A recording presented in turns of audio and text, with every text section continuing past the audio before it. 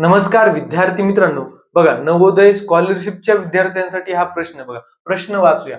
17 kilogram साखर प्रत्येकी 300 ग्राम याप्रमाणे 50 जणांना वाटली तर साखर किती शिल्लक राहिली?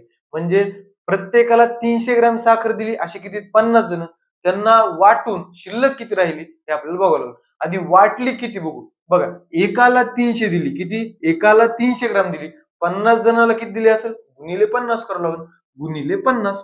चला किती येईल गुणाकार बघा. 3 शून्य जसे तसे लिहूया.